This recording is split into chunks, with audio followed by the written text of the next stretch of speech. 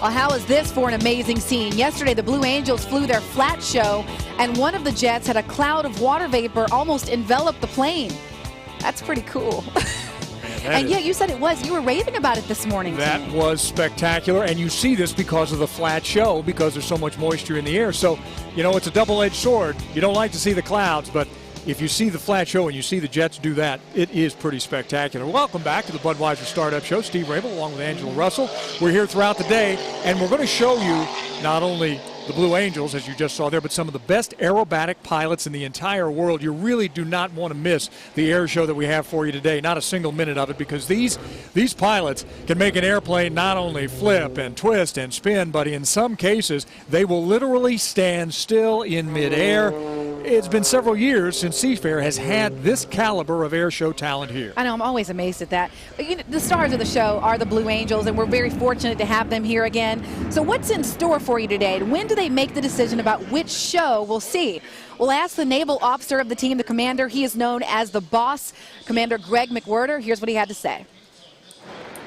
We'll wait to the last second. I mean, no one wants to do the show more than we do. The last people that were on the earth that want to cancel the show is us. We'll wait to the last possible second. Obviously, safety is paramount for us. As long as we have 1,000 feet and 3 miles of visibility, we'll fly, assuming there's no thundering, lightning, or any hail or any weather that could be harmful to the crowds. Our jets are very sturdy. We'll be fine. Okay, I want to talk about that because we're used to seeing your high show. So if you do have less than 1,000 feet, we're looking at a low show, right? What does that look like? Well, it's actually a flat show. Believe it or not, we have 5 shows that we do. We have a high show, a low show, and then 3 variations of the flat show. And really, the only thing that happens is as the clouds come down, we start eliminating our overhead maneuvers, our looping maneuvers, and then we'll eliminate some breakout maneuvers. The flat show, believe it or not, is actually a pretty neat show to watch because it's up close and personal, and it's very much in the face of the crowd. So it's a lot of fun, very noisy. Yeah, I was going to ask about that, the noise level. Is Sure. it so even louder than? It is. Okay, so just have our earplugs ready. That's right. I can't imagine how competitive it is to be a Blue Angel. Can you tell us a little bit about what that process is like? The Navy Blue Angels select Blue Angels. There is no political pressure or outside influence to pick a certain person based on any criteria. Everyone in the Navy and the Marine Corps is qualified to be a Blue Angel. They have the skill set to do it. Everyone in the Navy and the Marine Corps has a skill set to represent their brothers and sisters in the Navy and the Marine Corps. So we assume that that's a given.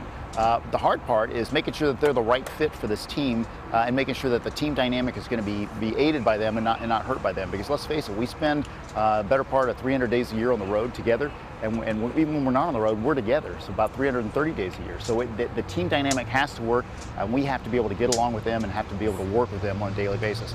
Now that's for the team. I'm the only guy on the team that's not selected by the team. I'm actually selected by the former bosses, the former commanding officers of the Blue Angels, get together every 2 years and select me. Now this is your second and final year as boss. What's next for you? Well, hopefully I'll be able to go back to sea. I mean, that's why I joined the Navy. I want to go to an aircraft carrier and be in an air wing. And so hopefully the Navy will choose me for that. But if not, there are tons of great opportunities for me still in the Navy. Unfortunately, we'll probably not be flying unless I get to go back to sea. All right, thank you so much, Commander. Thank you very much.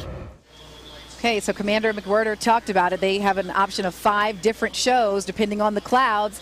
So Chief Meteorologist Rebecca Stevenson, she's here. Are you going to go out on a limb, make a call? Think one of those shows in between or flat? Well, you know what the good news here is? The United States Navy has its very own forecast meteorologist, and these guys train for many, many years, and they advise the pilots as they go into the show. So if I were to make a call, I would say it's probably going to be between one of those flat shows, because we've got 3 hours to start to see these clouds lift up, and it's pretty moist out there and pretty wet too. We can kind of feel the heaviness in the air. The one thing you have been saying, though, and probably is not going to change all that much, these temperatures are lower than we have expected at Seafair in a long, long time. That's true. Temperatures right now are about 5 to 10 degrees below normal, and you can see some of the spotty light rain here on the Cairo 7.